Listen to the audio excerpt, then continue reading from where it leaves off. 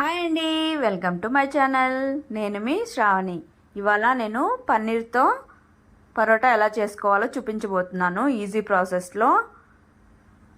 చూడండి, మంచిగా కుక్ అయింది, సాఫ్ట్గా ఉంది పరోటా అనేది. చూస్తుంటే మీకు కూడా నోరు ఊరుతుంది కదా. ఇంకెందుకు ఆలస్యం, మరి ట్రై చేసేద్దాం.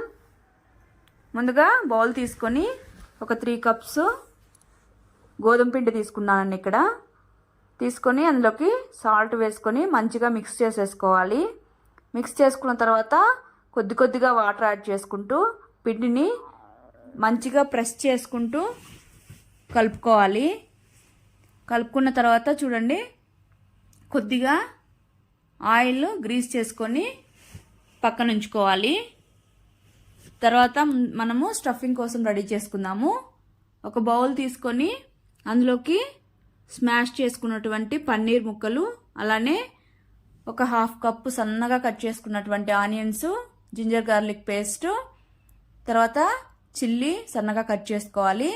అలానే కొత్తిమీర, తగినంత సాల్ట్ వేసుకోవాలి.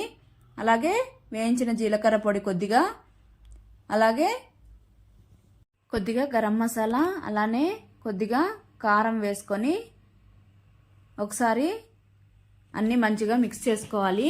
ఇక్కడ నేను బౌల్ అనేది చేంజ్ చేశానండి, అది సరిపోలేదు, అందుకని వేరే చేంజ్ చేసుకున్నాను. మిక్స్ చేసుకున్న తర్వాత నిమ్మకాయ ఒక 1/2 పీస్ తీసుకొని పిండుకోవాలి. తర్వాత అది కూడా అయిపోయిన తర్వాత ఒకసారి బాగా మిక్స్ చేసేసుకొని పక్కన పెట్టుకోవాలి కాసేపు.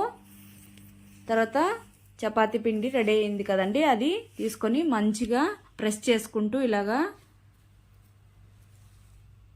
చేసుకొని మీడియం సైజ్ బాల్లు ప్రిపేర్ చేసుకోవాలి. మామూలు మరీ స్మాల్ కాకుండా, ఎందుకంటే స్టఫింగ్ పెట్టిన తర్వాత బయటకు రాకుండా ఉంటుంది తొందరగా.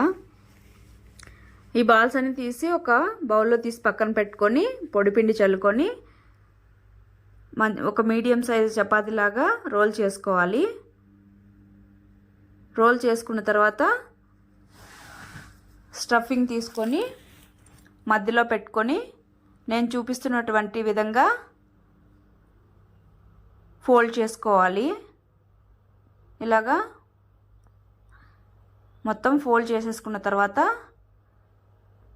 పైన ఎక్సెస్ వచ్చినటువంటి పిండి తీసేసుకొని పక్కన ఉంచుకోవాలి. ఇప్పుడు మంచిగా ఒకసారి పొడిపిండి చల్లుకొని చేతితో ఈవెన్గా ప్రెస్ చేసుకోవాలి.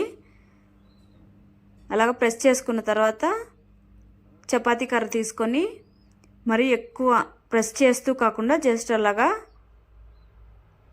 స్మూత్గా రోల్ చేసుకోవాలి. మరీ ప్రెస్ చేసామంటే స్టఫింగ్ అంతా బయటకు వచ్చేస్తుంది. ఇలాగా రోల్ చేసేసుకొని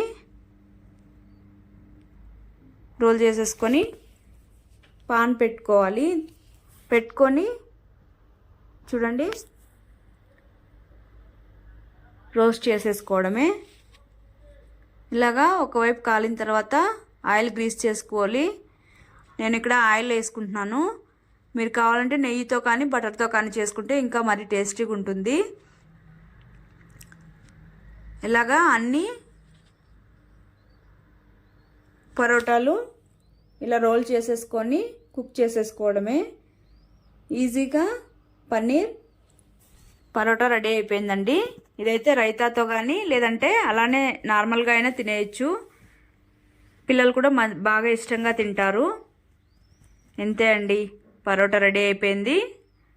మీరు కూడా తప్పకుండా ట్రై చేసేసేయండి. ఇంకా ట్రై చేసి మీకు ఎలా వచ్చిందో నాతో కామెంట్ సెక్షన్లో కామెంట్ చేయండి. Okay, bye, take care.